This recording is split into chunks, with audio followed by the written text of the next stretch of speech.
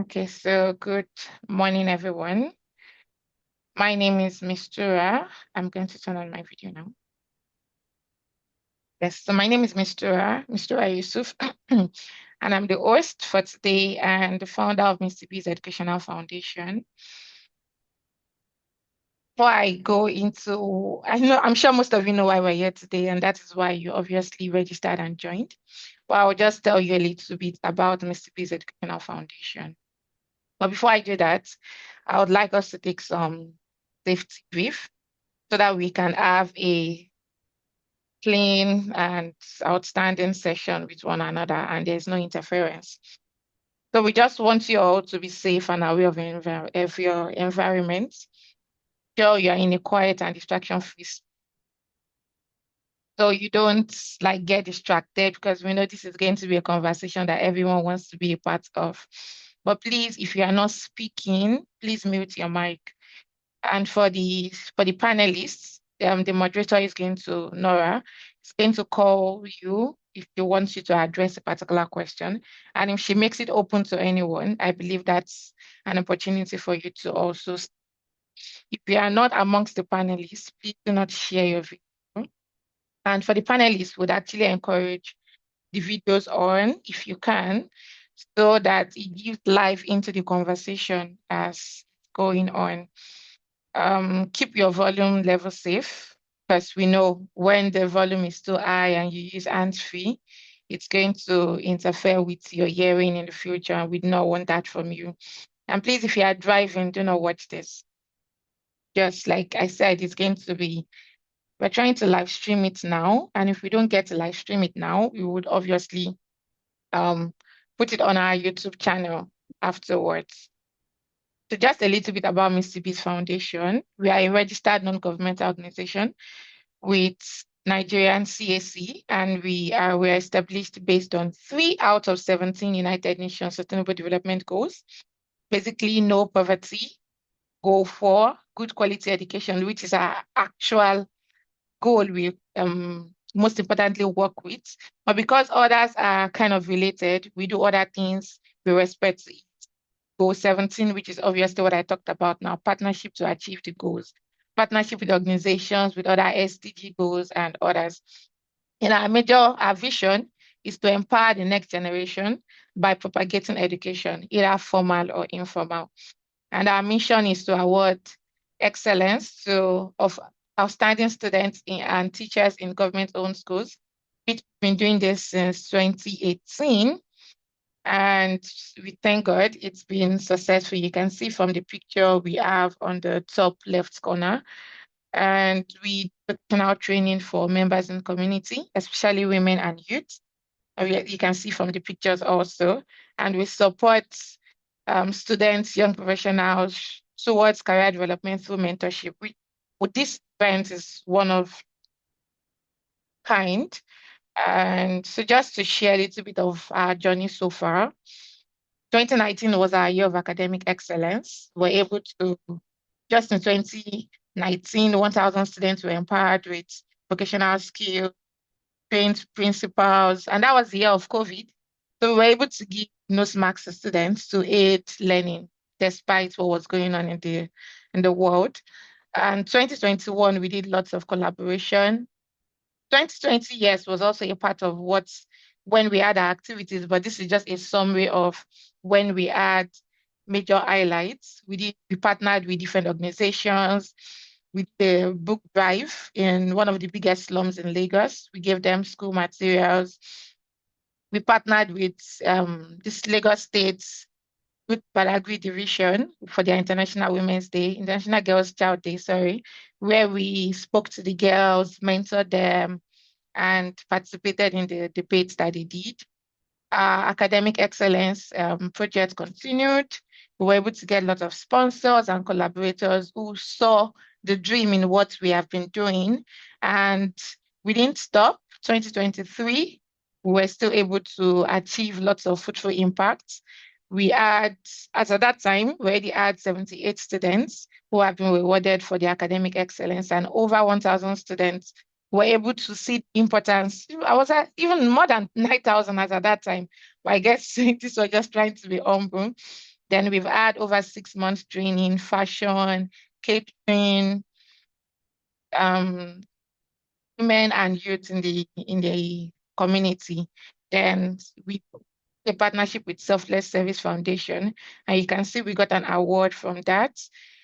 As at 2025, we've trained over 68 women, and now to date, we already have like almost 200 women that we've actually trained, collaborated with different foundations. You can see now that most GME exam now is and there are lots of schools who do not even have access to these things. So we did like free training, and thankfully, most of their UTME results have actually been beautiful.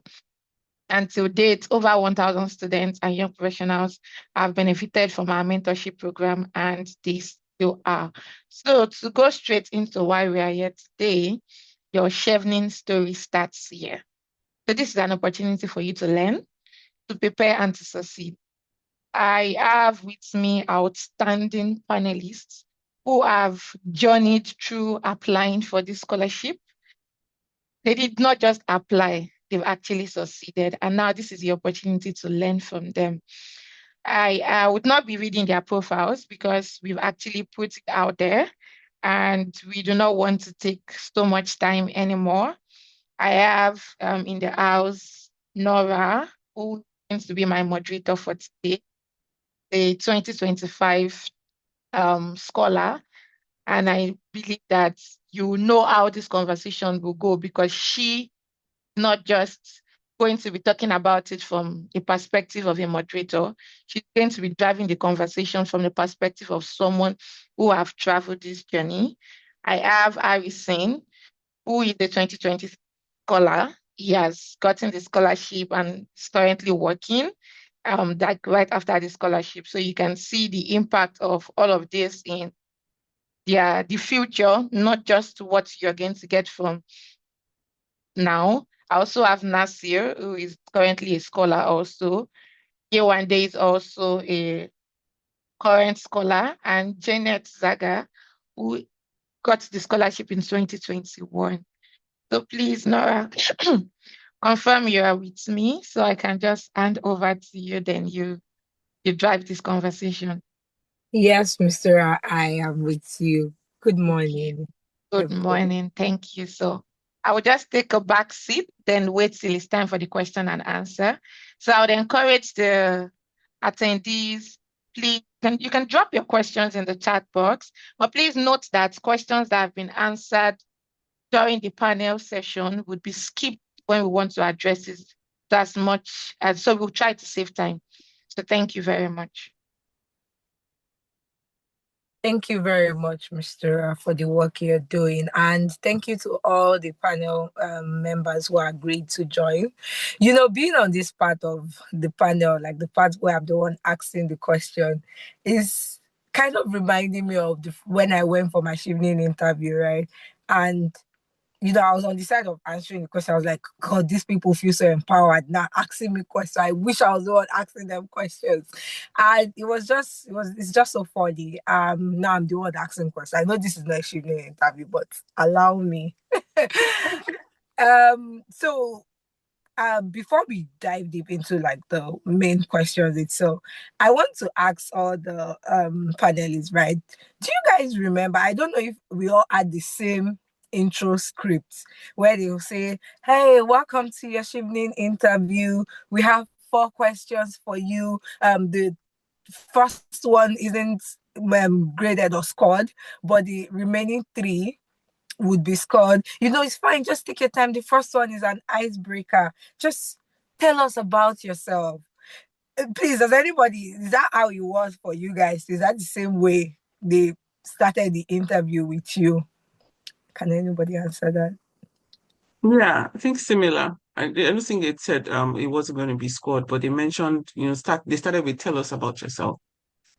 Yes. Oh, thank you, Yewande. So, yeah, that's what we're going to start with. Just briefly, the way you answered that evening question that time, tell us about yourself, but quickly, more brief than that. So I'll start with Harris. Okay, I'll start with you one day because you're my Your camera is on and your mic is unmuted already. So tell me about yourself, Yewande. Okay, I'll try to be brief. My name is Yewande, currently studying social innovation and entrepreneurship at LSE, London School of Economics and Political Science. My background, I studied chemical engineering, but I didn't practice. And I worked in the HR space for about 10 years. In 2019, I started my social enterprise, a combination of social enterprise and nonprofit called Career Life Global. And basically, what we do is helping to fix the skills mismatch between what you studied in when you finished school and how to get into the world of work. Beyond that, for youth, we also help moms re-enter the workforce. That's like the summary of what Career Life does. And yeah, I will pause at that. I'm a coach, sorry, I'm also an ICF credentialed career and leadership coach. And I wear many hats, but I'll allow other people talk because of time. Thank you. Thank you, Yewande. Harrison, please tell me about yourself. Hello. So, thank you very much for this session. And it's also, I would say I'm a bit nervous now because my my mentor is here. Janet is my mentor, and yeah, she's here. So I have to be very careful. My name is Harrison Chibuzoi Dimogo. So I earned bachelor's in chemical engineering in 2014 from Nnamdi Azikiwe University, Oka. I started my career as a chemical engineer or process engineer in Unichem Industries in Nigeria. I did about 1 year there before joining Dangote Petroleum Refinery and Petrochemicals in 2018 as one of the pioneer engineers who did a lot in the design phase, construction, and some part of pre-commissioning. So I got the Chevening Award in 2023 to study master's MSc in renewable energy engineering at the University of Aberdeen, Scotland. So the same place Janet studied also in Aberdeen. So to tell you how I followed my mentors, she and Ireti, she knows what I'm saying. So yeah, and during my studies, I was the class representative. We had over 100 students because it's a very competitive and course that is what the future is like. So we had over 100 students in the class. I was a class representative, and immediately after my studies, an opportunity came to apply as what they call student demonstrator, and sometimes they call it teaching assistant as well in the University of Aberdeen, which I did, and I got the job as a teaching assistant for the solar energy course. And then after that, in March 2025, I got an offer to work with a leading American company as a process engineer, where I oversee the operations of 5 plants. Thank you very much. Wow, that's super amazing. Thank you, Harrison. This is a mentee mentor moment. Let's move to your mentor, Janet. Hi, can you hear us? Hi, Janet. Are you on the call? Okay, I can hear her.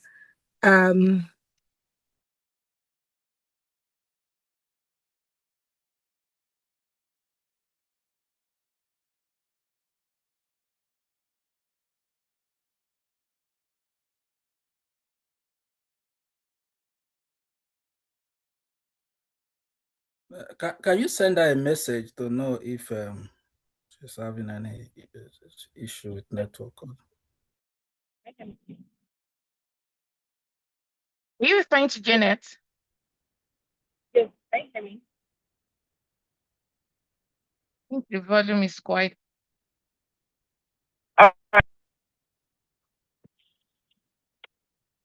Sorry, is it better now? Yes, it is. I'm so sorry, my internet got disconnected. Good morning, everyone. Nice to meet you, Harrison, and everyone on the call. My name is Janet Zaga, and I am a chemical engineer by training. Although I won't say I've practiced much, I got the Chevening Scholarship in 2021 to study energy management in the. Let me show you where you go. You know where you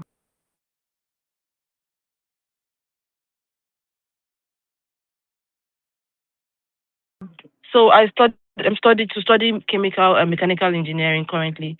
I'm really sorry, please. Oh, okay, I'm blocking the road. Can someone else speak first, please? Sorry.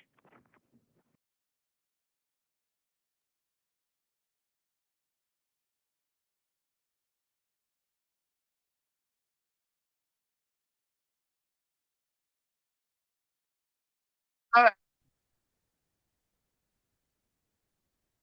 Okay, move on. I Thank think you. she said someone else can go.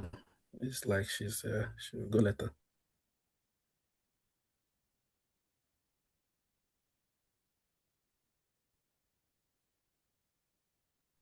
Lisa, do you want to go?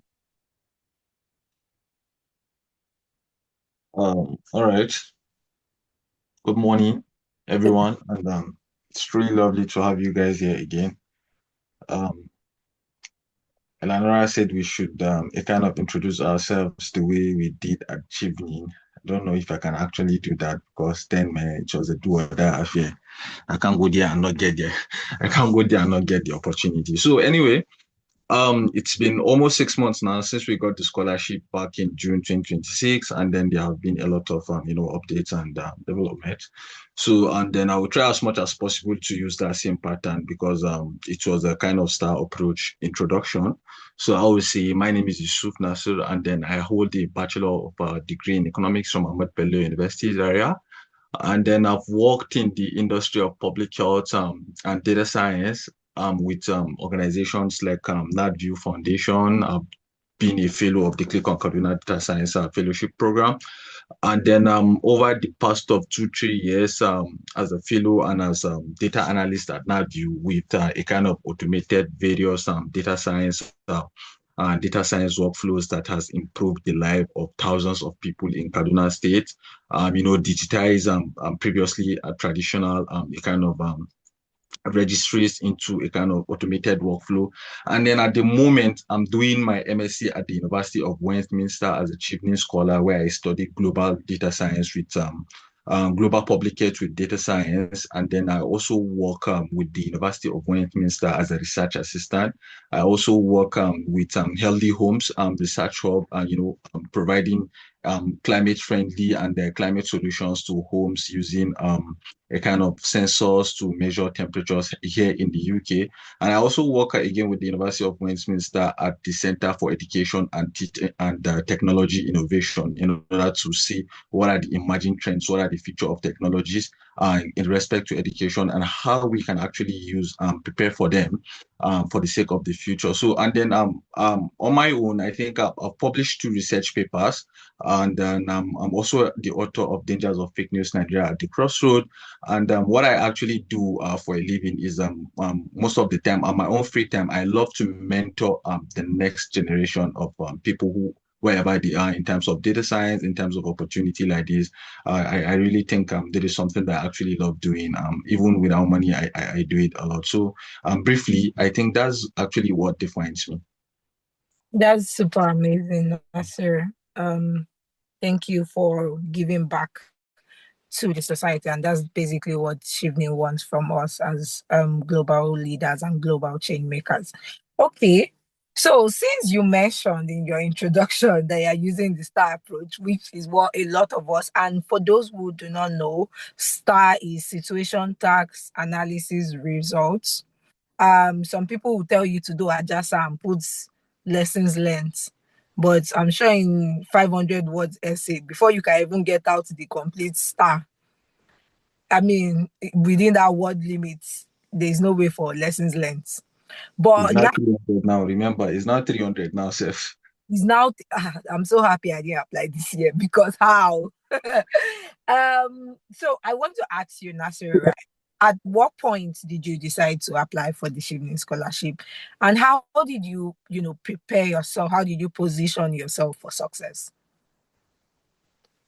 It's a very deep question for me, because I applied for Chevening once and I got it on my first trial. So it's a very deep question for me. But when I tell people that I applied for Chevening once and I got it once, people feel like you must be very lucky. Yes, I can't deny the fact that luck played an important role. But I think you're the first person so far that have asked me this question as clearly as it should be asked. At what point did I decide to apply for Chevening? Okay, so I think it started when I was in 300 level. Can you imagine? That was 2019. I Mm. was reading through a book that was gifted to me on Twitter by Japheth J.J. Omojua, the digital. I think it was digital, the new code of wealth, a book he wrote that particular time. So when I was reading through that particular book, it was then that I discovered that the word Chevening for the first time, and then the guy was also a Chevening scholar. So I decided to look Chevening up. I saw that Chevening was a scholarship that's a kind of select potential leaders and fund them to study at in England and United Kingdom and stuff like that. I say, well, okay, let me see. Maybe I should start preparing for Chevening too. And I started preparing for Chevening since 2019. How did I start preparing for Chevening in 2019? I understand that networking and then leadership is central to Chevening, is at the core heart of Chevening if you want to position yourself. Yeah, I decided to say, okay, when I was in school, what kind of extracurricular activities can I do that will help me, project myself as a potential Chevening scholar in the future? Remember, that was 2019. And I decided to contest for the office of the president of Nigerian Economic Student Association. And I was lucky I won. I was very deliberate with my projects, right?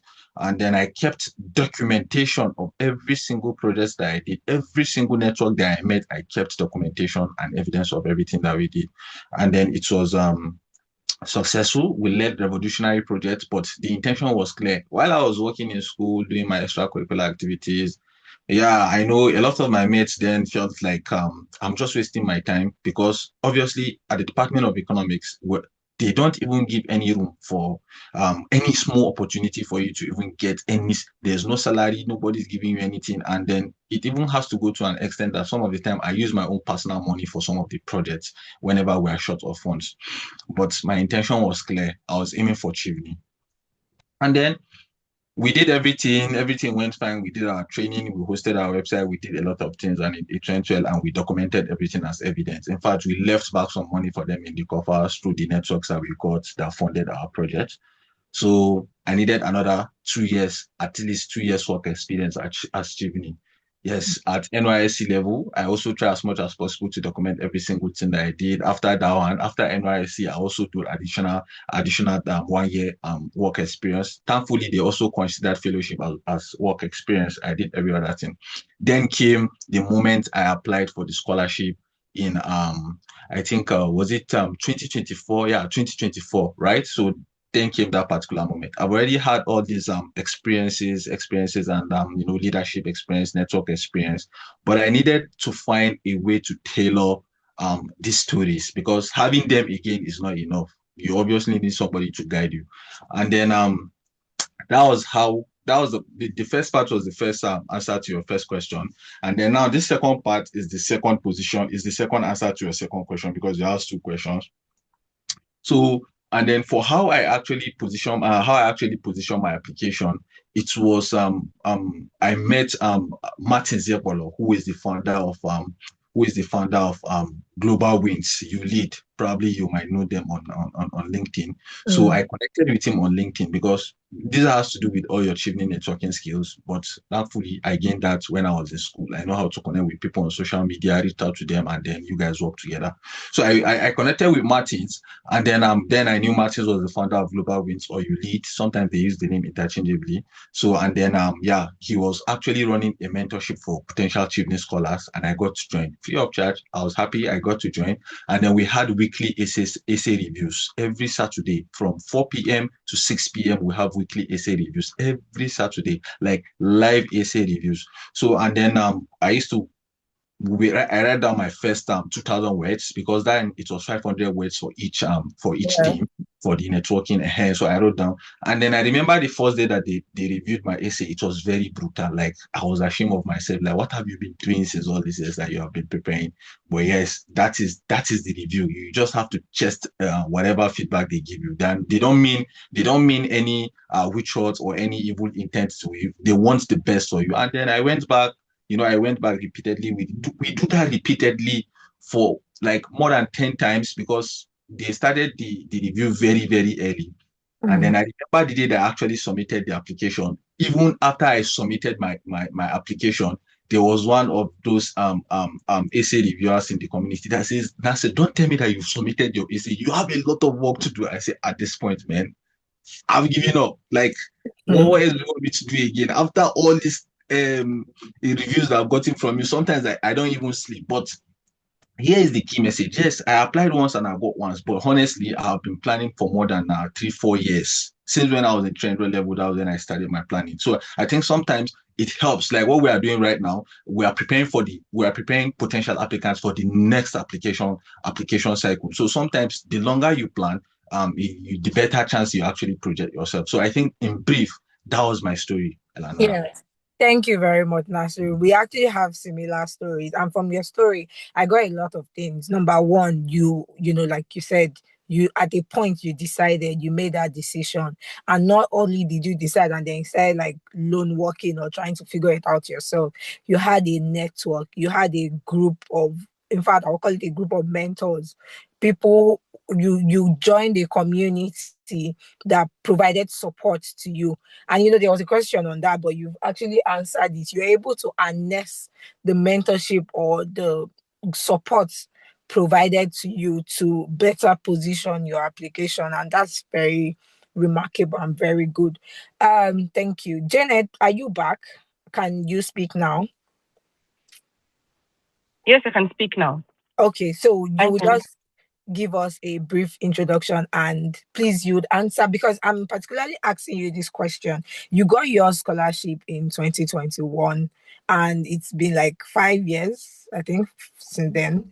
And Yeah, fine. and I'm sure you would have mentored some people. Harrison is one of them. So tell me, what do you think is the biggest misconception people have about a perfect application for Chevening? Okay, thanks very much. Thanks so much for that question. So, and apologies for the glitch earlier. No, it's So fine. for me, I would say, yeah, in the past 5 years, I've mentored a lot of people, both in the application process, that's the essay writing. I've prepared people for interviews. So I've mentored people that have moved from the essays to the interviews till they finally got the scholarship. I've mentored people that did well in the essays and then they got to the interview, they didn't get the scholarship. And I've also been in some of the panels too as an interviewer. And one thing I would say is most times people that have done so much of so that people that have done good work, but they don't know how to communicate what they've done.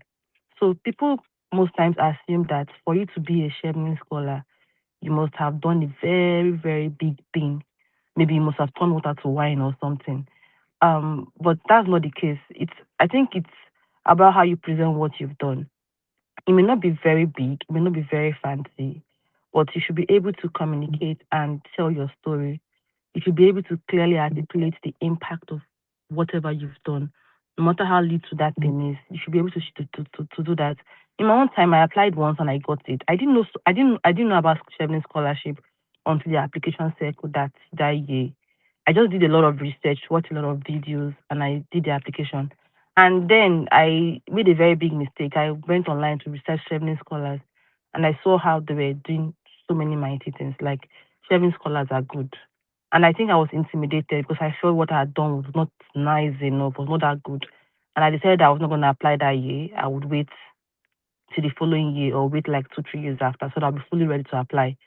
And to cut the long story short, I think they usually send reminders a day or 2 days or a week to the application.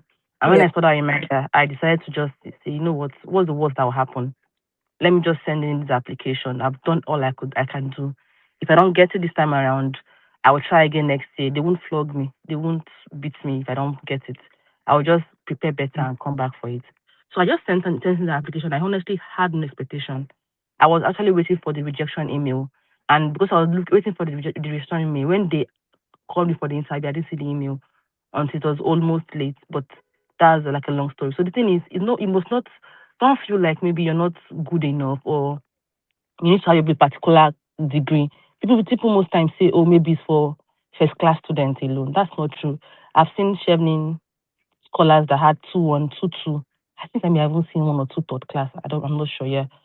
Some people also believe you must have studied engineering. I know that's what may go through your mind now because everyone that's introduced themselves so far studied engineering or chemical engineering or something of that nature. That's not the case. I've seen a Chevening scholar that went to the UK to study dance, like dancing, like that was the person's course, dance and culture or something like that. So it doesn't matter what you do. You should just be able to show how much impact you're making on what you do. How are you contributing to your community? And when I say community, it must not be a whole local government. It could be in your school. It could be in your street. It could be in your church. I've seen applicants, 2 different applicants. One, she did so well. She had done so much, like too many big things, but she could not clearly say what the impact was to those that are in her interview, and someone else was able to communicate something that was little bit less if you want to quantify the amount of impact or what the person has done, but the person was able to quantify it and show the value that she brought with what she has done. So those are the 2 major misconceptions. Number one, you must not have done the biggest thing in the world, right, to be a Chevening scholar. Number 2, it's not about your grade, what you studied in school. Just know how to tell your story and show clearly the impact you've made. Yes, that's very true. So to bring it back home, I apologize for not introducing myself. I'm the only person on this panel that did not study engineering. Glory, glory. My name is Eleanor Boyo. I am a gender and disability rights advocate. I work on inclusive education, sexual reproductive health rights, women with disability political participation. And I mostly work at the intersection of gender, disability, and sexuality. So, yes, you don't have to be a science student. You can be in development, you can be in trade, you can be in accounting, medicine, and any field. And like Janet said, you can, like somebody went to study dance. So, it's just about how you sell yourself, how you write your essay. So I want to ask like a follow-up question, right, Janet? You mentioned you said you don't have to be the biggest and the best, but you just know how to write a good story. So can you like elaborate on that? Like how do we write this good story? I wrote a good story. I finished reading my application and I was like, I feel like I'm gisting these people about my life. That's how I felt after writing my essay. But I want you to just um elaborate on that storytelling part of the application.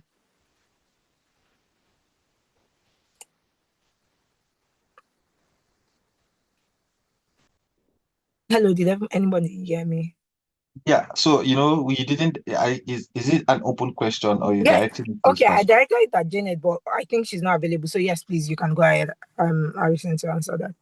Okay. So I think for me, like I previously said, the best way to actually, though I don't know, there are other frameworks, right? There are other frameworks. But for me, and I know for some of the scholars that I particularly know, the best method that actually work for me is the STAR method, right? Because I've been writing essays before, but when I actually get to know about the STAR method, the way I write essays completely changed for the rest of my life. And that's just the truth because it gives you a structure to actually write your essay in a kind of inverted pyramid. You start out from something broad and then you narrow it down to something specific. And then you start out with the situation, which is a kind of defining your problem statement, and then you come down to the tasks, you come down to the actions that you take, and then you also tell them the results that came out of those particular tasks and actions that you've taken. Yeah. So yeah, it's actually what worked for me. For example, I remember the central theme of my essay when I was actually writing my own story was the challenges that we are facing on the front line in terms of public health problems in Nigeria at that particular time, and then how do I think Chevening can actually position me to solve some of this crisis, and they have actually been doing significantly so far. And then yeah, there was also the issue of maternal mortality in northern Nigeria, which is a serious problem, and how what are the tasks that we actually identified that we need to do, what are the results that we've gotten so far from those actions that we're actually taking. And again, you now find a way to actually tie it back to Chevening and how Chevening can further empower you, because Chevening is about empowering future leaders. So how can Chevening further empower you to solve this problem on a larger scale? And then you find a way to actually make your essays communicate with each other. It's very important. You don't write isolated essays, because for example, your leadership essay should communicate with your networking essay. Your career plan essay should actually communicate with your study in the UK essays. These are things that are not a kind of isolated. So I think the central message for me is the structure, right? The structure of each essay. For me, I use the STAR method to actually use to tell my stories, because I have a kind of story, but without that particular framework, I wouldn't have known how best to actually structure this particular thing. And because remember, there are over I think there are over 10,000 people that actually applied for the scholarship during our set in Nigeria. I remember I was told this at the British High Commission Embassy in Lagos when I went for my interview. She told me that, oh, congratulations, more than 10,000 people actually applied for the scholarship. And here you are today, we invited you for the interview, right? So, and imagine when I was actually writing this thing, I didn't follow the structure. Probably from the first paragraph, maybe the examiner or whoever was actually screening my essay will have lost interest and then moving to the next essay. So the first paragraph is very, very important. It should be a situation, using data. I mean, verifiable statistics, not just data, because they look these things up. Using verifiable data to establish a coherent problem statement that is going to catch the attention of whosoever is reading your essay, right? You have to paint a serious problem. You have to show them there's an alarm. I mean, there's a problem right here in this particular sector.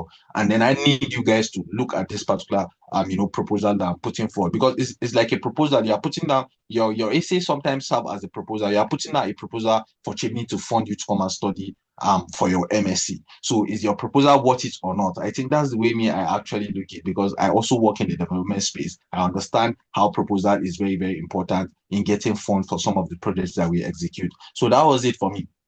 I mean, it went well, and importantly, I think I can never this statement should not be overemphasized. I mean, it's very, very important for essays to communicate with each other, because in my leadership essay, for instance, I made mention of specific people by their name that I have connected with in the past, and then specifically the projects that they actually worked for me. I mean, the supports that they did for me, and then apart from that, it's not, networking is not about it's a two-way street, and I demonstrated that in my story as well. What I mean by the two-way street is that I was not just the one receiving the benefits. It's mutual. I also gave back. I volunteered in some of their projects. I kept communication intact, and then my communication intact that I kept that time was not about, please give us money, we need this project, we need money for this. No, it doesn't work that way. For the other person as well, I also volunteered to work on some of the projects that they were doing. I helped with social media publicity. I did a lot of things for them. And then that was when we established the common ground. Oh, what are you doing in school? Okay, this is what we are doing in school. And this is how we think that this particular project that we are doing in school can also be helpful for you at your own organization. So you see how it actually works. And then in the networking essay, those names that I've actually mentioned in my leadership essays, the year in which most of those projects happen, I mentioned them specifically. In 2021 we did this. In 2022 this is what I did. In 2023 at an event in Lagos, in Yaba Tech. You have to be very, very specific. Don't just write generic things, right? Because these are the things that make your story unique. These are the things that tell them that this particular person is telling us his or her story. Like, you own this story. No two people have the same story in this world, even if you are twins. That's just the truth. No two people have the same story. So once you establish the date, the where, when, and how at which this particular event happen, you own your story. And then the communication is going to flow naturally if you are very, very intentional, and if you are very, very truthful about your story. Because if you have read my networking essay, if there's a particular point in time where I mention somebody by name or I mention a location, my networking essay can probably shed more light on that particular scenario. So when you come to the networking essay, you say, oh, it makes sense. I remember reading this from this particular paragraph. Oh, this was the person he was talking about, and this is how you met that particular person. So it's like give you a further explanation on that without Yes. actually repeating exactly what I said. And for the career plan and then the study in the UK essay. So he's telling them that, oh, this is why you are studying this course, and this is the impact that it's going to have on your career. In fact, through this particular course that you are actually studying at the moment, oh, this is a bridge to your career plan. This is somebody that you aim to meet that is going to help you achieve whatever you're actually going to achieve in your career plan. In fact, it Yeah. was so natural that even in my career plan, you see, at that particular time, I told them that one of the reasons why I chose this particular course that I was studying, that I will be studying at the University of Westminster is because the module leader, Teddy Siom, has experience working with WHO and United Nations. And then guess what? It's going to help me achieve some of my long-term career goals working with the WHO. And so as I'm speaking to you, we're already having a session on the 6th of May with WHO, facilitators. They are going to come and guide us. So you can see how natural all these things are actually flowing. So I think that was the central message for me. Yeah, be very, very specific, be authentic, mention dates, mention events, mention people by name, own your story, and also make sure that your essays communicate with each other so that they don't live in isolation. You don't write something different in leadership essay, come back to networking essay and get confused. They have to communicate. So I think Yes, that's the thank you central very message. much. Yeah. Thank you very much, Nasir. That's very, very true. You need to know that your essays are not isolated. Everything links with the next thing. And another advice I got is on the career after the UK part. That's the, I think, fourth question. You need to, don't be scared to aim big. They actually want to see that you can aim big because you are not a global chain maker for just, small ideas and all of that. So yes, you really pointed out a lot of important things: how you chose your school, the explanation for that, how name dropping is very important. I did that. Also mentioning verifiable statistics. Yes, that's true. I also did that. And yeah, that's very good. So I'll move to Yewande. Yewande, hi. How did you what did you think was the unique thing? So if someone asks you like, oh, what do you think was that unique thing about your essay that made them say, yes, let's move on to the interview phase? What do you think that is? And how did you decide on your universities? Well, these are two powerful questions. So, so I'll start with the first. What was the unique thing I did? A bit of backstory. I'm I would say I'm as lucky, not as lucky as Nasir, but me, I applied 3 times. My first application was 2019, right? Where I had like 3 years work experience then, and I was like, okay, I wanted to do this. So I've been doing a lot, but that's when I actually established Career Life so that I had something to put. And I will start with what I did wrong before talking about what I did well. When I applied in 2019, I actually had a mentor and I didn't get it. I applied again in 2024, had 2 different mentors. I didn't get it. It was 2025 I got it. And when I look at my 3 essays, the two that I didn't get, and the one I eventually got, I think what I did differently was telling my story well. So when I read it, when I gave it to my mentor that looked at it in 2019 and 2024, she was like, this one is different. In the past, I was more, would I say braggadocious? I've done this, I've done that, I've done this, I've done that. And that's one thing to be very careful of, just listing your achievements without taking these people through the journey. I was able to dig in and tell my story. So, I mean, I thought I understood what STAR method was until I looked at my essay that, yes, I followed STAR method. What was the situation? Nigeria is suffering from this. Based on Nigeria is suffering from unemployment, I was motivated and I did this. That's what you think is the STAR method. But I think there's the storytelling STAR method where Nigeria is suffering from unemployment, but how did it affect me as a person, right? What made me succeed, what I think made me succeed was I told my story differently from my childhood to how I struggled. And then I was able to frame the problem better. And then I was able to say what I did, less bragging. Yes, I put in my numbers, but more of a journey. So I think that's what I did differently. Mm. What's the second question? How did you choose your universities? In what order and how? How did I think I already knew I was going to go to LSE. Even from one thing that didn't change from 2019, my second and third choice had been changing, but you see that first choice did not change. London School of Economics, Social Innovation and Entrepreneurship. I always knew that I wanted to become a social entrepreneur. I've been running a non-profit, and as somebody who doesn't have a background in business, my background was in chemical engineering. My background was in HR. I did HR well, and I always say that I was working based on passion. And for people who are really passionate about social impact, I just want to do good in this world. I just want to give back. I don't want to collect. I just want to keep giving. That was me. But then I realized that I needed strategy in giving back. I needed to know how to give back, but I didn't know how. So when I looked at LSE's social impact course, and in Nigeria, social entrepreneurship is not big. You're either a commercial business or you're a non-profit. People will be looking at you when you say I'm a social entrepreneur. They're like, I don't understand. Are you a business or are you not a business? And if I say I'm in between, but then I wanted to go to a place or a setting that understood it and could teach me how to design it. And so when I looked at the course, I knew that and it had also like international exposure. From my course, I have traveled to Cape Town, South Africa. I've consulted for an organization in South Africa as well that has similar unemployment challenges. And he also had that. So I'm like, this is perfect. So there was a lot of research that went into it. I don't even know how I found the course, but I started research social entrepreneurship and I looked at the top universities. And obviously LSE is Ivy League. I mean, I'm this person of go big or go home. If I'm going to Mhm. suffer to go through Chief Chevening, you better go to university that people will hear and look and be like, okay, and will give me what I wanted because I've suffered in this shipping journey. So I think that's how I chose it. And I'm happy with my choice. I have gotten what I came for.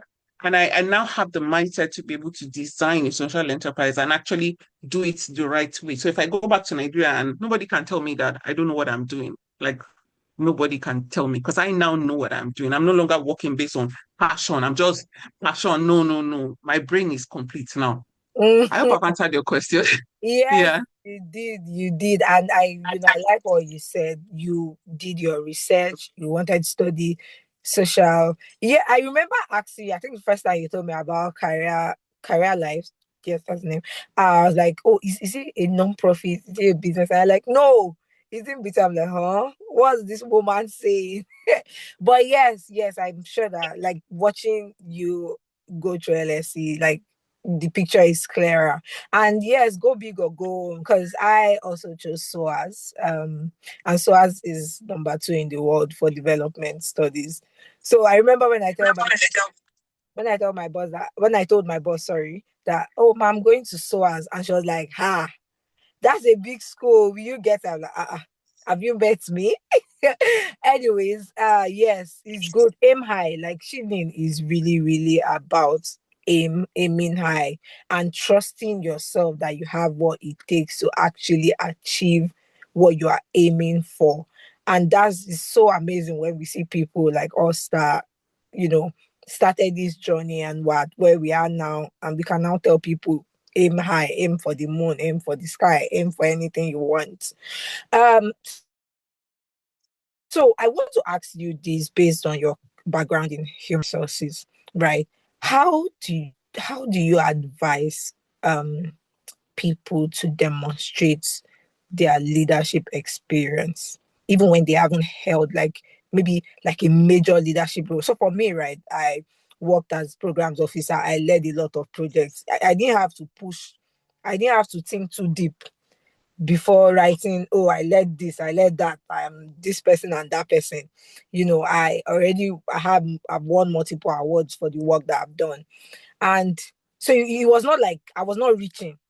But for people, like I'm thinking, right, like the my programs team, we had like programs assistants, communications assistant, and these are people that would also want to apply for Shivni one day. And we cannot say because they did not work as the programs lead, they are not leaders.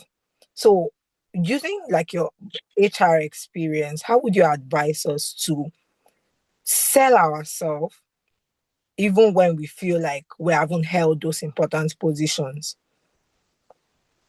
This is a very deep question, and I'm happy you asked me because one thing I also do is coaching. I'm not cheating coaching, but just general coaching. And one thing that stands out for me in coaching is I don't coach the problem, I coach the person. Now, what is leadership? Leadership is influence.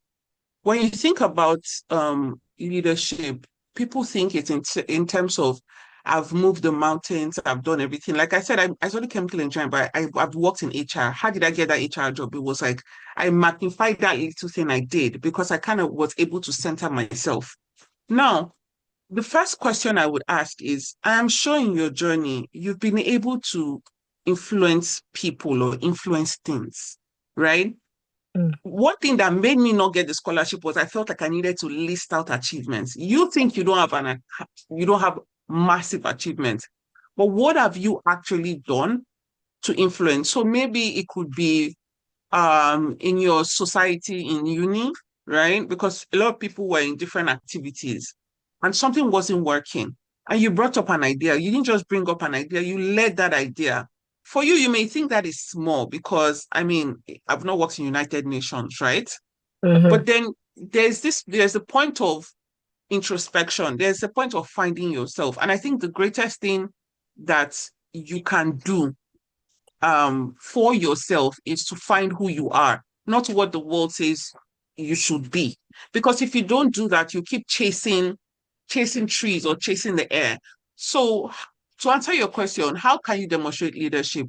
What is leadership? Influence. If I've influenced in my community, no matter how small, no matter how small you think it is, how can I tell that story? And telling that story is the most difficult. It took me 6 years, 5 years, no, 6 years to be able to find my story, to show you. And I have been coaching people, but I couldn't tell my story well enough. So there's a point where your brain will just you just need to sit down and say, what niche do I want to operate in? I found it is in the unemployment, youth unemployment, job seeking, and whatever. And what makes me me? So there's questions you would ask yourself, questions you would ask people around you. My own story that I told started from how my mom used to make me recite Ishe Nyogunshe. If you're Yoruba, Yeah, there's the this Yoruba. hard work is the antidote to poverty. And that's and when I think about how I've lived in my life, most of the time I don't do half big work. I don't do my mom will always say "Share with me, Kwada." In English, it means the kind of work that they will have to call you back. I've always been that go hard or go home, do good or do well. Don't just do anything. So when I thought about how that journey just moved into my uni life, moved into my current work, where I need to work hard, and people who have gone to school have worked hard and are not getting these opportunities. And that's what made me feel sad. That's what made me feel that I needed to take action. Can you see how you feel? You feel connected to my story that I believe people should work hard. People are working hard, but because they live in Nigeria where nepotism is high, they're not getting the jobs. And I wasn't lying. That is the truth. And that's what made me motivated to say, I'm going to help people who are working hard. I want to be that bridge. I went to LASU where we know that the school did not do well to contribute to our unemployment employment life. The school didn't really help us. But I saw the world and I realized that the world needs better things than what these our universities are giving us. It's la cram la poor. That's why I couldn't practice chemical engineering. No jack in what I studied, and I had a 2-1. Cannot remember anything because if you give me any book and you say you give me $1 million, I can cram a law book right now and write an exam and I will pass it. If you say you give me $1 million right now, that's how good my brain can take things. But I did not know what I was doing. In the world of work requires you to know what you are doing. So that was my story. For you, it's like, what are you interested in? And you're not just saying you want to, some people are passionate about climate or whatever. There's something about climate that makes you interested in, and that is your story. You don't need to have gone through the heavens and earth. You just need to say, I've made an influence in this life. I've done something, and that thing matters to me. Trust me, they will see it. And if it takes you 1 or 2 years, if it took someone like Yusuf 1 year, that's his journey. For you, it may be 5 years, 2 years, it might be even immediately. But just follow your own journey and work with it. Thank you. Yes, thank you very much. And yeah, what you said is true. I have this friend who I was trying to say, oh, I think it's time for you to apply for a scholarship. And she was like, Eleanor, I've not done anything, blah, blah, blah. And I said, don't you have a group chat of teenagers where sometimes you just go and be like, oh, I want to ask you a few questions. And what's that thing? What do we call it? Giveaway. Yeah, giveaway. I want to ask you a few questions. I'll do giveaway for you. Oh, don't you have a group where people can, like, you have a group of teenagers that can call on you and say, oh, auntie, this, that. I said, see, by the time we write that small thing that you think you are doing as an essay, we say you are doing intergenerational mentorship for teenagers, and you are doing a cross-disciplinary career life mentorship and goal setting, blah blah blah. And I was telling my friend, I was like, you just need, everybody's doing something. You just need to have the ability to say what you're doing in a way that somebody is intrigued about what you're doing and they're excited and they're like, oh my God, yes, I want to give this person all my money. Because when I give you all my money, and something people do not know about scholarship is you are not the end goal. The money they are giving you is not for you. Of course, it's given to you, but it's not for you. It's for the lives that can be impacted through you.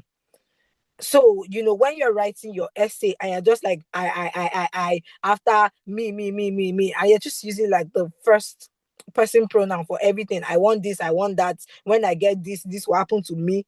Ain't nobody going to invest in you, because scholarship is an investment and you must bring ROI. So you need to start seeing yourself like that. Like, if they invest this money in me, how many people would directly and indirectly benefit because I got Chevening?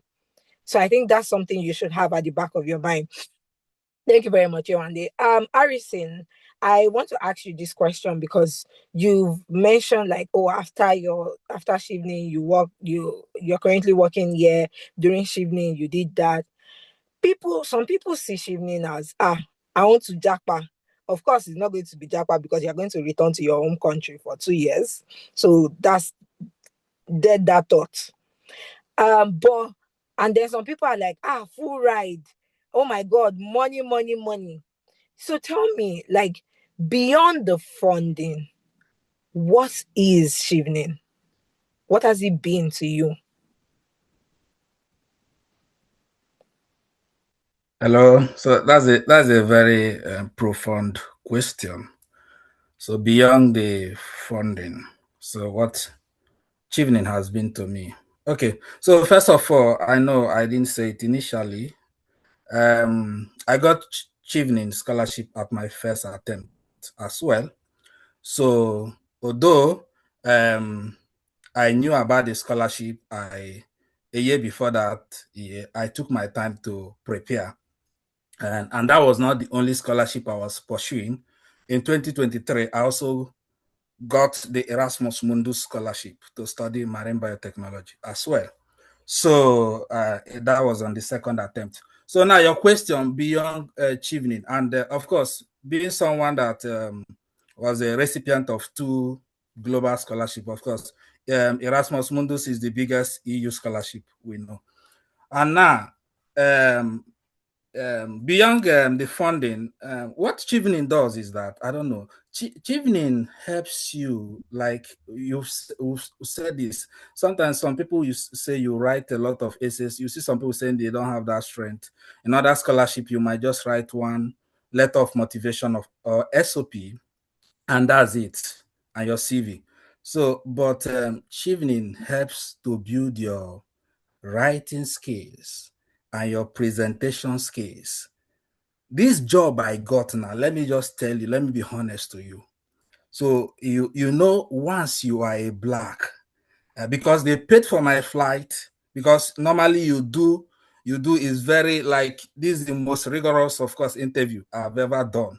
So after several interviews on Teams, then the final one, the site they want you to be either US, Italy, Spain, that's Lisbon, Portugal, or Canada, anywhere at all.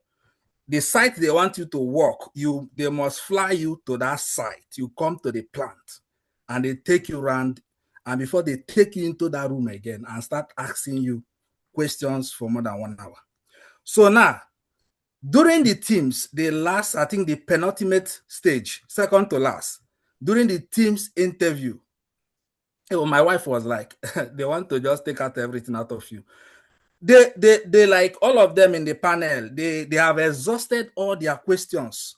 And finally, I think one of the top managers now said, okay, this question, let's just go for this last question. Do you know that at that point, I've exhausted everything I had? So they just asked that last question.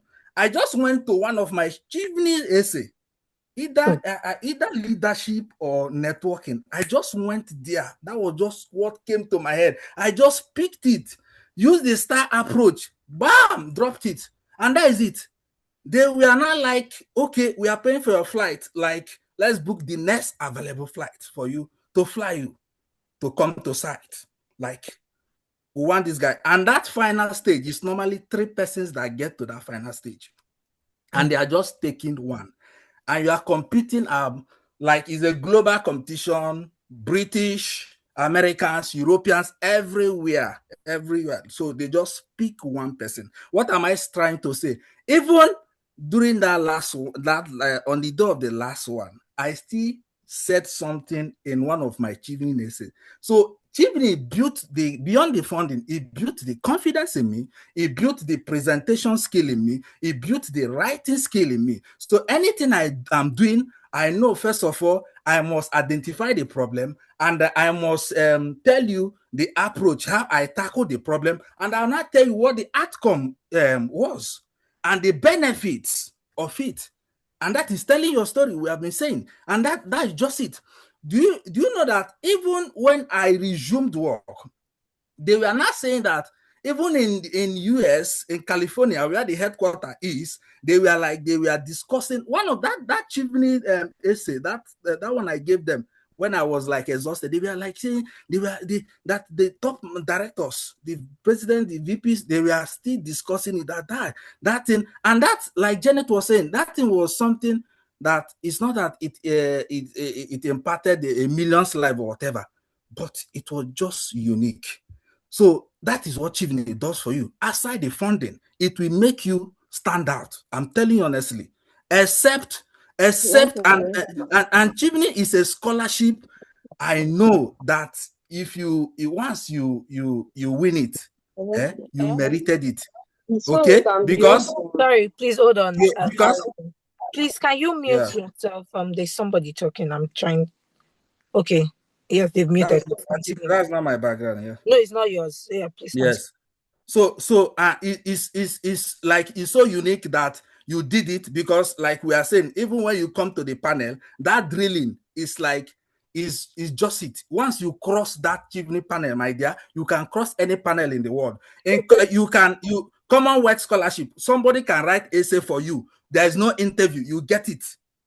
You understand? Erasmus Mundus, they are just after first class. Some of the programs you do interviews, some of the programs you don't do interview. But Chevening, you must prove that you did what you did. Like Yusuf was saying, sometimes you even have somebody in the panel with system verifying it. Then you also have people that are in that field, like Janet told you. So they always bring people in the field. They will be there to verify what you are saying. So beyond the funding, it makes you stand out in life, in everything you are doing. Thank you. Yes, thank you very much. That's very true. Chevening kind of builds your confidence. Like, I'm one of those who I'm like, I got Chevening. I can get anything. In fact, I can run for US presidency as I am like this. Chevening just gives you this shoulder pad that you're like, yeah, I went through that process. And Chevening will humble you. In fact, that's going to lead to my next question, which I'll be asking Janet. I know that. No, sorry to interrupt you. Yeah. I'm trying to, let us be cautious Yes, of time. yes. We're rounding up by 11:30. I'm actually paying attention to that. Like, the panel will round up by 11:30, and then we'll give 30 minutes time for general Q&A. Oh, okay, awesome. Thank you. Yes. So, Chevening has a way of just bringing everything out of you.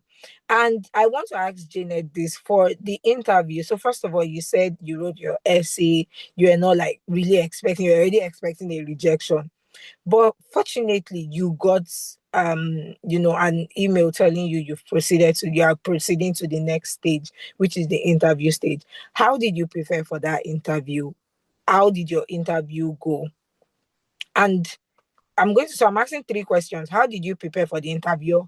How did the interview go? And what was the waiting time? What was that waiting period? How did it feel like for you?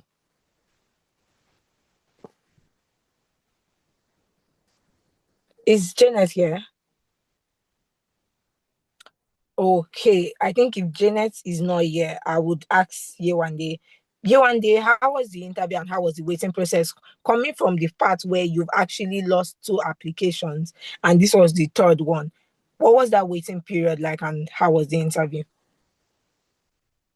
I look you feel that um, the person you're asking. So I've worked in HR for 10 years. I interview for a living. I knew, and I'm not trying to brag, I knew that if I can just pass that essay stage, they won't reject me in an interview. I'm sorry.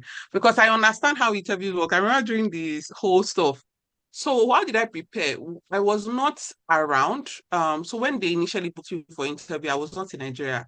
I normally would have told my mentors to prepare me, but I was at a stage where Shivlin had showed me Shege. So I wasn't so, let me not lie, I wasn't so really, really 100% inside. Because one thing I know about interviews, as somebody who coaches people for interviews, if you are too scared about something, you will flunk. And I know that thing about myself. If I put it as my Jehovah, my everything, my all in all, I will say rubbish. So, and I just resumed a new job at that time. So I was like, even if like they do not give me the scholarship, it's their business.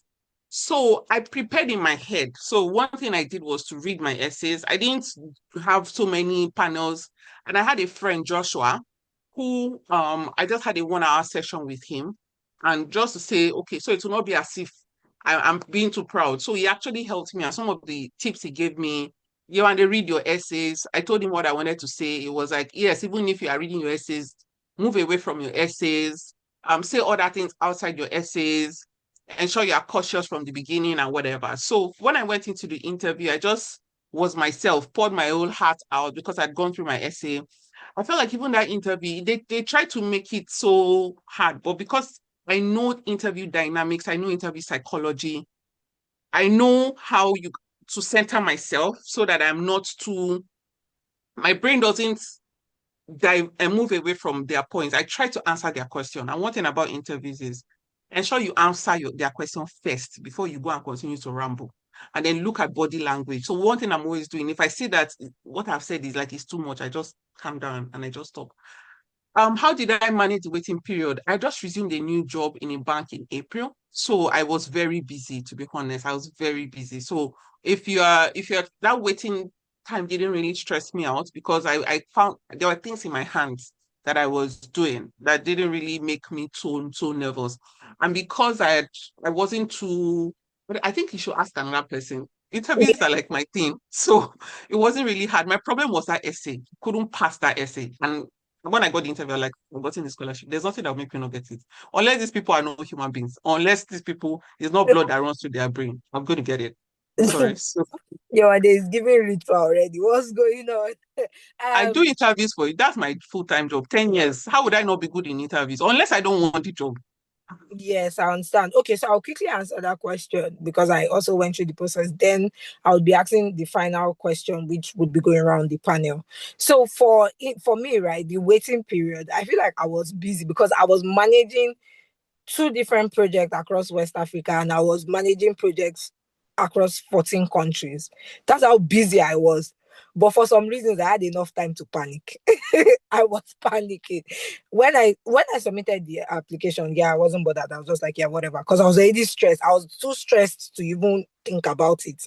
But after my interview, I started replaying every word in my head. I was like, yeah, oh my God, I should have said that, I should have said that. Even if, of course, the people who interviewed me were very impressed. Like it was obvious that they were very impressed. And at the last point when they ask you, do you have any question? Please never say no. I know we hear this all the time for job interviews. Like when they say, do you have any questions for us? You must have a question. And now it's not even about just having a question. You must have a quality question. Not tell me I was shivering. Of course, if I was shivering for you is your question, ask it properly. But you must have a very strategic question. For me, one thing I did different during my interview, I don't know if this was, what suited the scale for them or not, but I spoke to them as though I have gotten the interview.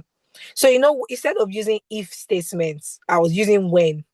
So instead of saying, oh, if I get the scholarship, like, oh, when I get the scholarship, oh, when I'm in the UK, when I'm doing my master's, when this, when that. And my question for the guy was, at the end, I was like, how did you reintegrate into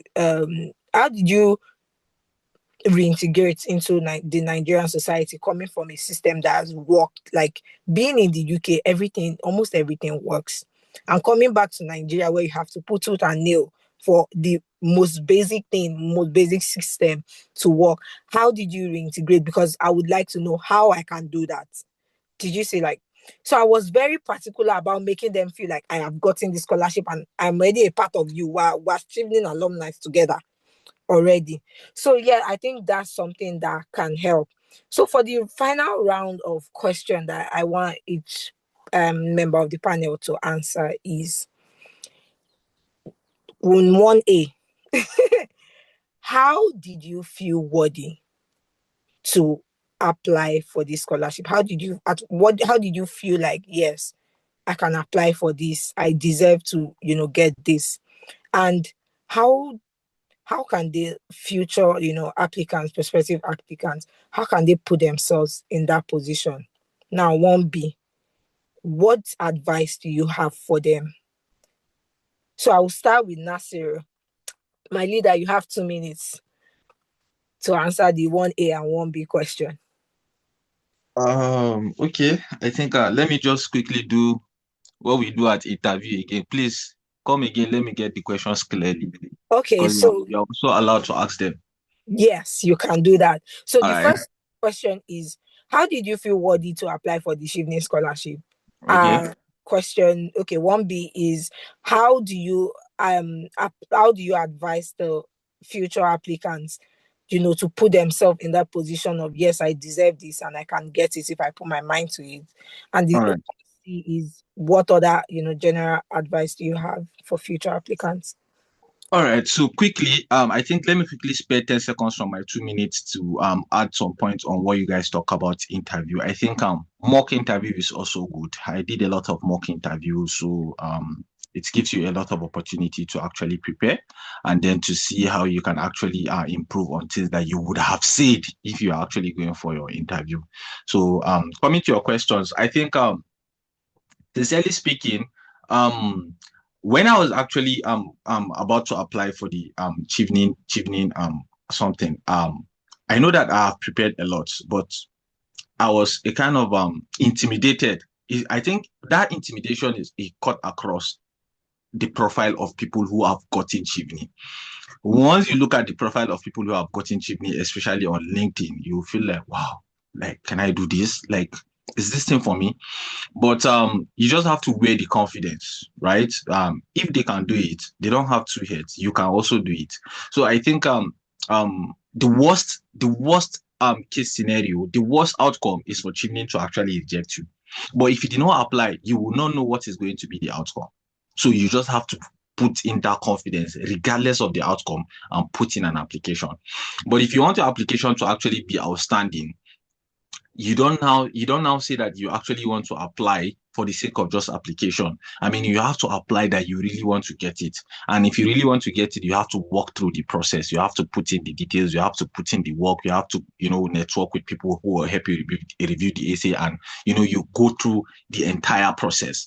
So that was at the point that I actually knew I was going to apply. But if I was actually looking at the bigger picture of people who have gotten Chevening, I remember when I was at the review panel with Gwanga, he was mentioning he was in South Africa last week. Before he got the scholarship, he was in China. You met somebody in Singapore. I was like, see, the only place where I don't go from Nigeria and Kaduna to Lagos. What are you talking about? How am I going to connect with all these people? So you can see how intimidating that kind of profile is. But you have to be confident. That is number one. Because without that confidence, I will never have ever dared to even apply for Chevening. That is just the truth, right? Reading a book from people like JJ Omojua, that guy, like, these are successful people with more than 1 million followers on Twitter. Like, you understand, right? So Yeah. I think for me, confidence is the key for me. Yes, you have to be, once you make up your mind, you have your credentials, you have your work experience, the little leadership experience that you have that influence, because leadership is all about influence. Put in the confidence and then take a shot. So my advice for you is this: if I'm going to advise, potential applicants, I think there's this book that I read by Adam Grant. He says originals when people actually procrastinate on purpose, right? Because his own argument is that procrastination is good against what people believe that procrastination is not good. But when is procrastination good? You procrastinate when you already know the task, like you already know what you want to do. You don't just procrastinate when you don't know what you want to do. For example, you are given a task to come and solve, but at the back of your mind, you know you are solving this particular task. So you keep on procrastinating, or maybe you have a coursework, you keep on procrastinating after you've read the question. So each time you're procrastinating, I mean, every single thing in your environment that you're coming across will help you think towards that particular solution that you are looking for. So you get creative along the way. So what I'm going to say in essence is that know that you want to apply for Chevening, right? Know that you want to apply for Chevening. Now, in every single thing that you have been doing throughout your life, from now to the moment of the application cycle, when the next application cycle is going to open, start asking yourself, how do this particular thing connect to this longer time goal that I want to apply for Chevening? If you want to go into a particular role, be very intentional. Ask yourself, what can you do differently in this particular role that you are picking up that your colleagues might not be doing? And how can that particular thing that you'll be doing propel you and then project you for Chevening? Yes. Look out for gaps. What kind of value? Yeah, my time is up, right? Yes, it is. Okay, let me quickly round up just one sentence. So look out for gaps you can fill and ask yourself, how can this particular gap help you get Chevening? Thank you so much. Thank you. Harrison, over to you, please. So if I got you correctly, the question is what made me think I was ready for the scholarship, right? Yes, and then what's your general advice to the next applicants? Okay, yeah.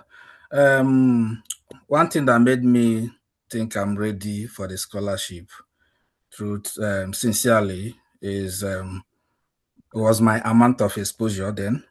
Then again, I looked at the priority areas, UK priority areas in Nigeria, and I saw that they were very big and keen in renewable energy. So, and I know that I had about 1 year experience already in renewable energy. Then again, even while in Dangote Petroleum Refinery, so there were a lot of trainings that also has to do, even though we are dealing with petroleum refining, there were some robust US technologies we have to use and we have been trained on that could help to reduce our carbon footprint as well. So it made me know that if I go for this branch of study, I'm going to get it. And again, based on my mentors that have gone, Janet and Ireti Olua, one of my lead mentor, then he's in the US as well. And so I saw that, okay, and this was the cities they studied and everything. So that was it. I knew I was ready if I do it, because in the whole of UK, once you say you want to do anything renewable energy engineering, it's just Scotland. There is no big. That's where you have the North Sea. That's where they have their oil and gas. That's where they have their renewable energy infrastructures. So then, general advice is for me. Before I go into something, I like doing a lot of research and discoveries. So, and like I think Yusuf stressed that you cannot take out the part of mentorship in your life.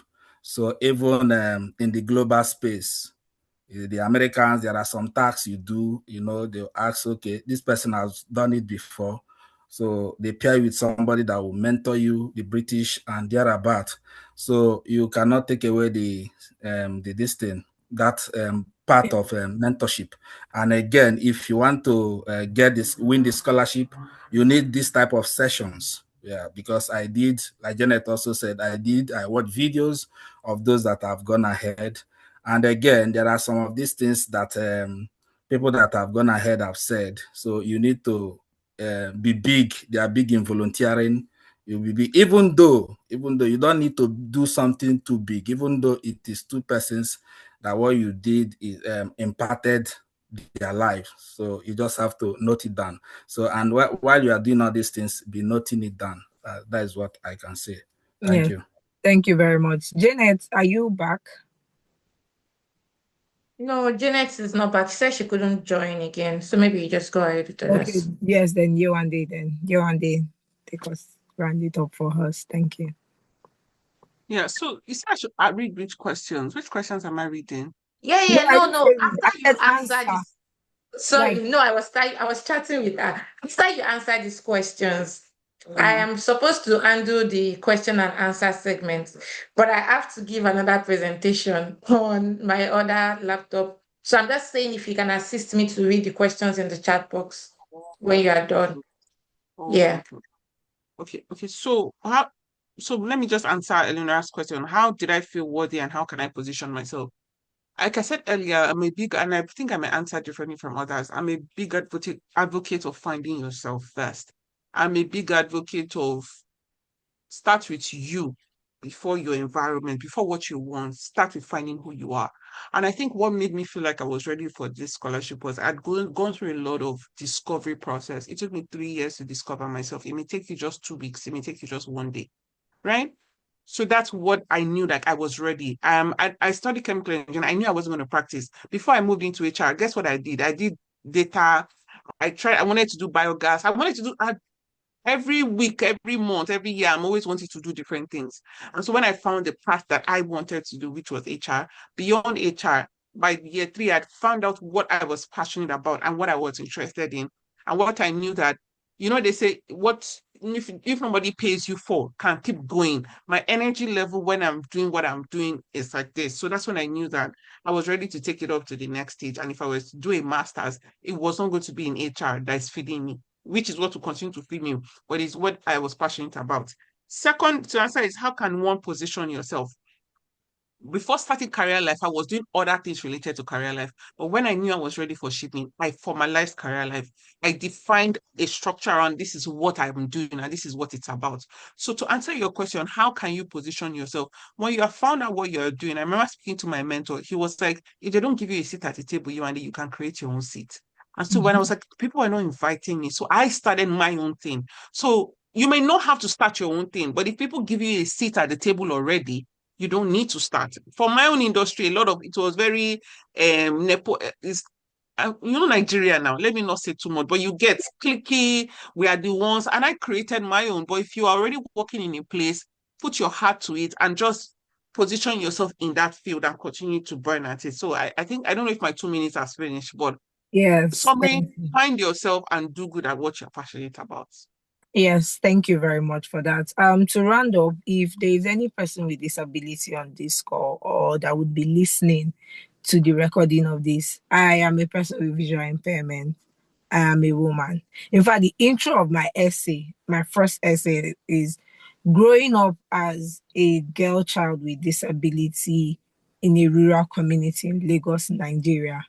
Blah blah blah blah blah. But that was the first sentence, and many people have come before me that have gotten Chevening. But I want to just say that if I can do it, you can do it. And it's possible. Just tap into that story. And you see, as a person with disability, it doesn't mean that you have to write about being a person with disability or you have to write about advocating for persons with disability.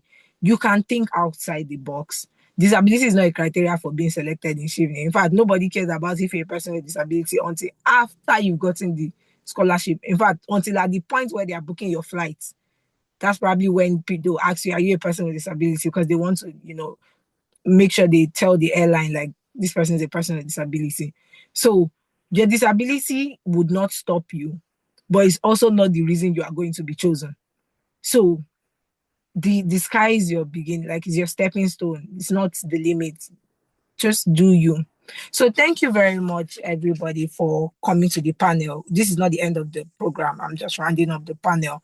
Thank you, Harrison. Thank you, Yewande, Janet, and Nasir. And thank you, Mr. for putting this together. It was really insightful. And I really hope that the audience learned a lot and have a lot of questions. I remain the moderator of this panel. Bye for now. You Okay. Yeah. Yes, thank you. So Yewande can take over the question and answer in the chat box. Okay, so the first question I will direct it to people. And so first question is, as a doctor doing a housemanship, what can I do that will help me in my application? And how many essays are we to write? Can any of the speakers give a run through down to the scholarship process? So I'll just be pushing it to different speakers randomly. But Esther, I'm sorry, I would only push the first half of the question, which is, as a doctor doing a housemanship, what can I do? You see the second one of how many essays can we write? And I believe that I will say the Chevening website is very comprehensive. And if you want to apply for Chevening, there's a lot of work you have to do first in reading some of the work before coming to mentors. A lot of times, if you go through, people don't like answering questions that are obvious, right? So it feels like you really don't want it enough if you've not researched what the questions are, how many it is. Like those are like barest minimum. So I will push the doing a housemanship, what can I do to help me in my application? I'll push it to Yusuf is in global health, so maybe that's why I'll push it to him. But I feel like he has actually answered the question. But I will push it to him because he may be able to relate to you one way or the other. If you can answer this first half alone, Yusuf, in 30 seconds to 1 minute.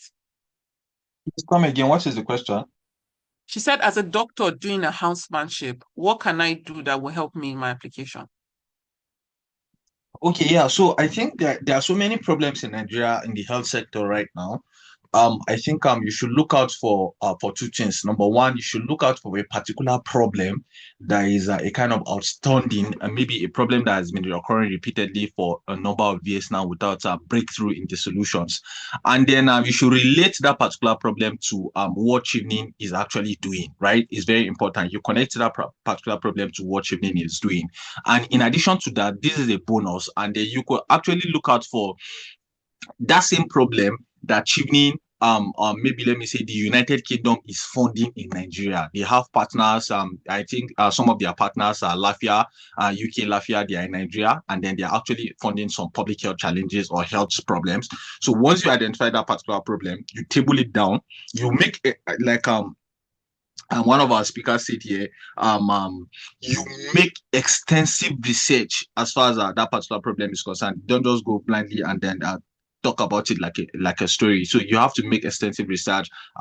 Is the United Kingdom Foreign Commonwealth Development Office funding this particular problem, and how can that particular issue help you? I think that's one of the things that I did. Thank you. The other one, if I'm open to coaching, yes and no. My charges are high. I always believe that. See, when it gets to coaching, if you extend some of these YouTube channels, right, you can get the best of it. Therefore, I think most people, if you reach out on LinkedIn, not with questions that you can find online, more of like, I've written, I think I'll say start with your first draft, whatever rubbish you think you've written, because almost everybody that reviewed our essays, my own essay, they taught me to put it. So yeah, just do the first one and then you can share with anyone. So moving to the next one, it says, as an educationist who is interested in Chevening Scholarship, where do I start my preparation from? Secondly, can you please enlighten me more on the STAR method of essay writing? I'll push this to Harrison because he talked a lot about STAR and he seems to understand it a lot. So if you Yewande, can, yeah, can I answer it because my first degree is in education. okay, perfect. Sorry for buttoning, but yeah, I just think so. I studied education in my first degree, and let me sound like a typical Nigerian. I did not do the big type of education because I studied CRS education, and I transitioned into development after that. But the thing about education is there are so many gaps. There are so many gaps. Do you want to talk about inclusive education? Do you want to talk about girl child education? Do you want to talk about teenage pregnancy in education? Do you want to talk about sexual harassment in the education system? Within the students or students/teachers? Do you want to talk about teacher training? The list is endless. Do you want to talk about the Education Act? Do you want to talk about inclusive education policy? Do you want to talk about what UNICEF or UNESCO is doing? Do you want to talk about what UN Women? There's a lot. What are you doing in education? So when I want to talk about education as someone with a first degree in education, I always like to use this line. I've been on the supply and demand parts of education because I've been a student and I've also worked as a teacher. So I understand the gaps from those two unique perspectives. I'm a woman. I understand what it means for a girl child to be in school. I'm a person with disability. I understand what it means. I have worked both in private. I've worked with both private schools and government schools. So like, think about what one or two things. I also wrote something on education in my plans after the UK, because I had two things. First of all, I want to do an extensive research on gender and disability based violence, and the second thing is to empower women and parents of children with disability, to provide them with support to be able to give the best inclusive education to their children. Because other people come from the angle of the child, the learner. Everybody wants to help the learner. But the thing is, education doesn't end in the classroom. In fact, most of the impactful form of education or learning that a child would have would be received informally at home, in the church, on the road, what they listen to, what they read. So my approach was focusing on the parents, people who are like important people in the lives of these learners, and how can I empower those parents to ensure that their children have the best form of inclusive learning possible. So that's something you can look at, of course, not this specifically, but you can start thinking about it this way. So being an educationist does not limit you. In fact, it's a very good position, because the SDG goal 5, that's quality education. It has different indicators under it. So go and study that and let that be your, like, wake and eat and sleep and dream about it. And then you can find your niche from there and focus on that. Did I answer that question? Well, I think I answered only one part, not the other part of the question. Yes. So thank you for answering. I think just to summarize what Eleanor said, Ismail, is know which part you want to solve. Like, there's so many parts that you in education, problems, not parts, problems. But thank you for answering. The second part, which is the STAR method of writing, if Harrison can help. Yeah, thank you. Thank you very much. Yeah. Nara, you also forgot to mention that Chevening has disability allowance. So yeah, there is allowance for disability in Chevening. Yeah, some of my guys got it then. So for the STAR approach, situation, task, action, and result. So you must identify the problem. Okay. So you must have done something, like you must have done something before and you didn't note it, you didn't write it down. So you just, when you look at it, you remember. So you just put down what the problem was. Okay, this is a problem. Okay, now I haven't identified the problem. How do you tackle the problem? Okay, so now you tell them this was your approach. Okay, you identify the problem. Sometimes you didn't solve it alone. Okay, so sometimes it could be that you reached out to 5 persons and you discussed with them how to go about the problem, and this is what you people did. Okay, so that is it. And then what was the outcome? What was the outcome? So the outcome is usually the result. So you talk about the result, and like they've mentioned here, one thing with Chevening is that when you are writing, even in your, I'm not just stressing only Chevening, because I know the way it is now in Africa and Nigeria. Sometimes some people, even after your Chevening, if you go back, you might still want to look for maybe global opportunities. So this STAR approach is important, even where you want to write job application, whatever.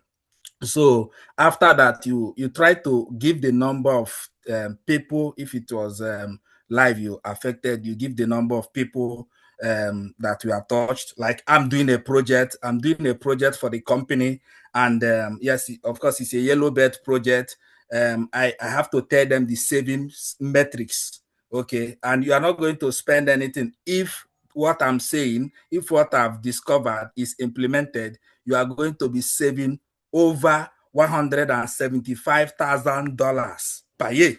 So you mentioned the amount. So in most cases, it might not be the whole the whole savings that might be achieved, but this is the projected based on your findings and everything. So then the benefit, you talk about the benefit, of course. If this is done, the company wouldn't be spending on this again. And this is how the company is going to be like, they save their money instead of spending on this thing.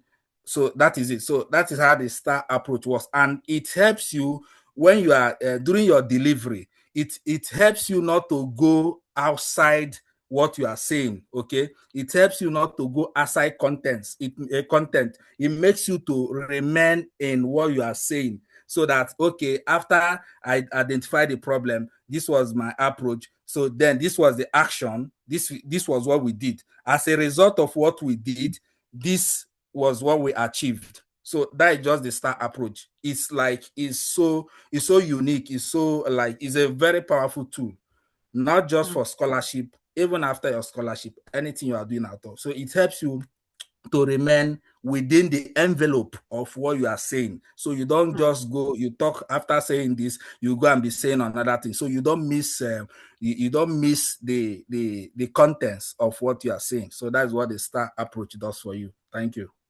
Thank you for sharing. I hope your questions have been answered, Ismail. Now, the Oyindamola is asking, how do you advise someone whose first degree doesn't tally with what they are currently doing? My experience is in another field. How do I convince them? I think I'm the best example. I studied chemical engineering. I did not practice. I worked in HR, and my master's is not in HR. I'm studying social innovation and entrepreneurship. So it's like, but I talked about my HR experience and I justified why I wanted to study social entrepreneurship. So to answer your question, Oyindamola, your degree does not matter. It's what are you doing and how does this degree help you achieve what you want to do? And that helps, because Chevening, someone mentioned, I don't know who, this money you think is free is not free. You are an investment that needs ROI. They are like, if I put this money in this person, would this person become a person of value in the future that we can say is a Chevening scholar, the future minister of trade, the future minister of commerce? So they want to know that you know where you are going to. That's all like Karisi can become the future minister of petroleum. And if I put this money in his life, right? Would it does he have a direction, right? That's I'll show it in the future. So my sister and my brother, you don't need to have studied what you're practicing, or what you are saying you want to study does not need to be related. So far, you can justify it. Someone says, is there any way they can help us connect with the mentors? I think we can all put our LinkedIn profile. I will do that when I'm done answering the question. So if you want to send people LinkedIn requests, I don't think it's a problem. I don't think Mr. Ra will have a problem with that. So So, Iwane, can I add to that? Okay, so there's something we always say about when people ask us for mentors and the likes like that. Firstly, these sessions are organized so that you can initially start with doing your own work, which is what you have always said. When you do your own work, it is not easy for you to reach out to people. Back end story to how I got all of these panelists together. Many thanks to you, Andy. Yewande was my senior in the university. We both studied together, and I still have a contact. We don't chat every day, but we interact. I know what she does. We are connected on LinkedIn and all of these things. The first thing I did was I checked my network. Who do I have that are Chevening scholars? Because she has been sharing on LinkedIn, I was able to get that, okay, yes, she's a Chevening scholar. I worked with Harrison in Dangote Refinery. That's me telling you about my inner network before I start extending it out. I worked with Harrison, and I was like, okay, yeah, Harrison got this. And how did I know? He shared it on LinkedIn. I don't even have his personal number. That's how funny it is. If I want to get it, I will get it. So that's how you can start with your small network. And from there, Yewande was like, okay, do you need more people? I was like, yes, please, I do. And she started reaching out to people. So that is your direct and indirect network. And also Janet. Janet and I have been together with SP and the likes like that. So start with your inner network. Yeah, you might not have somebody that directly does, but go on. Yes, everybody will share their LinkedIn profile. Go on LinkedIn, connect with people. I even go as far as going on LinkedIn and I will type Chevening in the search box, and you will see a lot of people that have actually gotten this scholarship. Connect with them and do that. We've done it for different scholarships. So please, it's easier when you get to do your own work yourself first before you start reaching out to these mentors to assist you. Thank you. Yeah, let me also quickly add one thing here. I think connecting on LinkedIn is like open for everybody. It's like an open source for everybody once you have an account. Let me give an example of myself. I'm still hungry for more achievement, and then Harrison is somebody that I'm looking forward to. Right now, as we are talking, I've already sent a LinkedIn request to Harrison, my humble self. So I mean, you just seize opportunity. You don't wait for anything. You just seize for opportunity and take it on. Good luck to all of us. Yeah, yeah. So they've said it all. Hussein is asking, is the first degree necessary to be qualified for a Chevening scholarship? I think you need a first degree. I think, yeah. Correct me if I'm wrong. I think you need a first degree. You can't have SSC and get a Chevening. And Yes, can you a need a platform first be, degree. Right. you need, yeah. You need a Can it, first degree. You must. yeah. And your grade doesn't really matter. So far, your school accepts your grade. So LSE will not accept less than 2-1, but some schools accept 2-2. So whatever, so far you can get into a school, you're fine. Can a platform be created to serve guardians? I don't think I can answer that, but Mr. B will answer. Sofian says, my question is, when your experience is not about the program you're applying, I think I've answered this. How do you structure your application? I think I've answered this. For example, I study plant science and I want to further in plant science or plant health, but I currently work in banking as a result. How do I structure to suit what I want? I think I've answered it already because I'm not in my own path and I was able to see how it's relevant for the degree and why they should invest in me. So it's just about telling your story. Someone says about my question is about the 3-year experience requirements. I think it's 2 years. Is it carved in stone? Like, is it really compulsory? Yes, it's compulsory. Some of these questions, like I said, you can find it online. You can. They have FAQ, right? Go to Chevening website and have FAQ. But I think and I'm open to correction. I think it's 2 years and I think it's compulsory. Now with this last set that they did for 2026, they've said it that it's now more serious, that you need to have at least 2 years. And I think the 2 years is for your own good because they don't want to invest in somebody that does not know what they are doing. Imagine if I went to do a master's in chemical engineering, their money has wasted because I won't practice. That's the truth. Their money has wasted. So, and that's why I'm a firm believer that you should not just run and go and do your master's until you know what you want to do, right? Not that you, like someone like Harrison, he knows what he wants to do. He's thriving in chemical. I am going to be very bored in chemical engineering. So please wait for 2 years until you know what you want to do with yourself. For someone in cyber security, bad experience in academia, it's blah, blah, blah, blah, blah. Do you think the profile like this has a potential? I think any profile has a potential. It depends on what you make of it. And I don't think anybody is like not good enough, right? You can, if you, and I want to use my own experience. For example, I didn't get it the first time. What did I do between 2019 and 2024? I was not lounging. In my interview, someone asked me and said, if you don't get this interview, if you don't get this application, I mean, what would you stop doing what you are doing?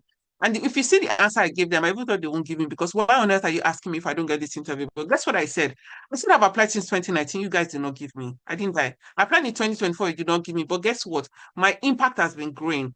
From 2019, maybe I served like 200 people. Now we've grown to thousands of people. I expanded my reach outside Nigeria and they were looking. I said, yes, every year you don't give me, I have done better. I have lifted the bar. I didn't stop doing what I was doing, even when you didn't give me. And the way they looked at me, I was like, actually, I should have not said that.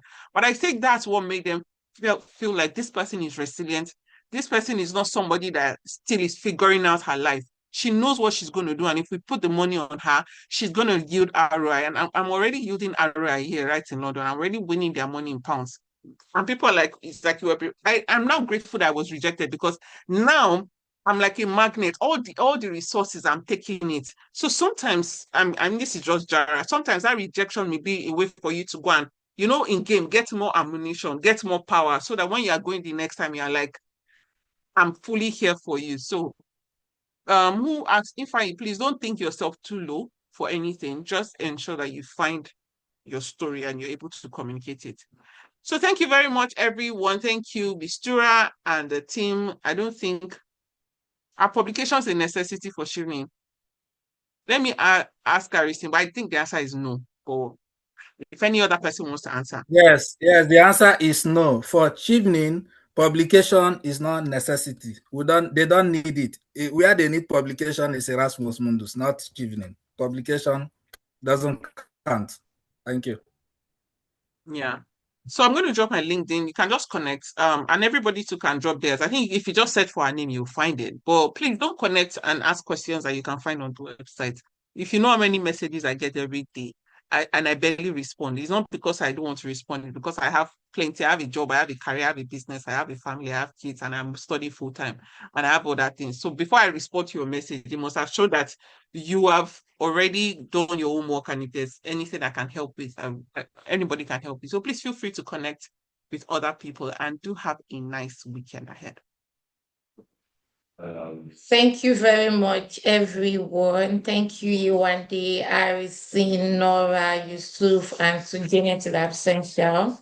Yeah, we said we tried to actually stream it live now, but we're unable to. But either way, connect with us on all social media platforms. We do a lot of things in personal development for undergraduates, graduates, and a lot of projects. So please do well to connect with us. And if you want to be a part of our projects, this is one of the projects we're actually planning for this year. If you want to be a part of it, we have full-fledged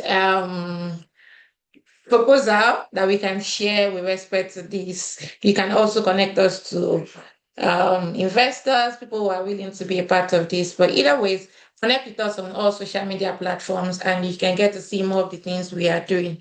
Thank you, everybody. And to all prospective applicants, I want to say congratulations in advance.